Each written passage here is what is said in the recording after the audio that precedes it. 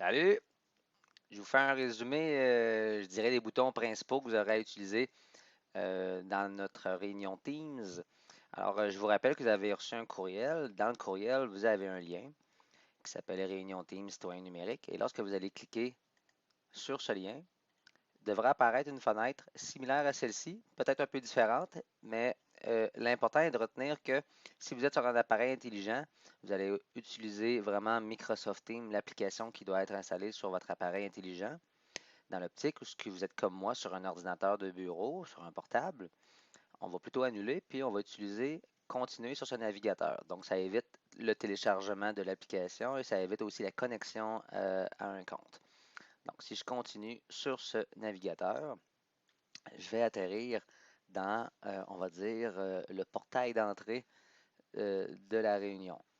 Donc, je vais être prêt bientôt à rejoindre la réunion maintenant.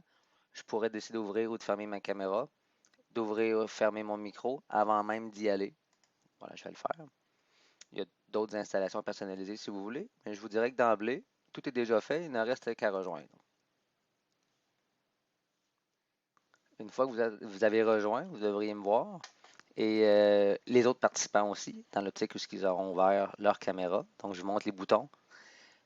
Le micro, même chose. On l'active, on le ferme en cliquant dessus. Lorsqu'il y a une barre verticale dessus, ça signifie que c'est fermé.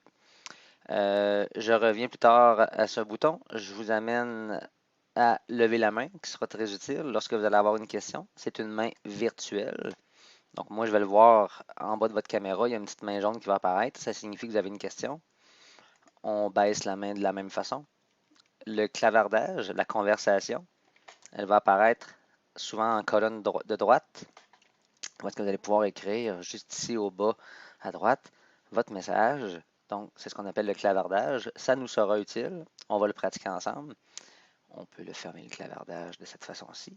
De la même façon, je peux utiliser le clavardage, voilà, en cliquant 2 fois dessus, le faire apparaître, puis le cacher. Les participants, vous pouvez les faire apparaître aussi. Vous pouvez voir qui est dans la réunion. Les noms vont apparaître. Et si vous levez la main, il y a une petite mention qu'on va voir aussi vis-à-vis le nom du participant qui nous permet rapidement de savoir qui lève la main, combien de questions l'enseignant a. Ça, c'est ma job. Voilà. Quand on a terminé notre réunion, notre cours finalement, le téléphone blanc sur fond rouge sert à raccrocher. Ça, c'est assez intuitif. On aura l'occasion de parler du bac de partage. Ça sert entre autres à partager l'écran. Donc, que vous nous montriez votre écran à vous. Présentement, vous voyez le mien, mais si vous étiez dans la réunion et que vous cliquez sur le bac de partage, il s'agirait de venir choisir ici Bureau, fenêtre. À ce moment-là, vous partagez à moi et à tous les participants de la réunion votre écran.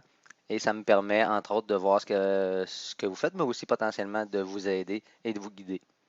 Voilà, espérant que ça puisse vous aider. Bon cours!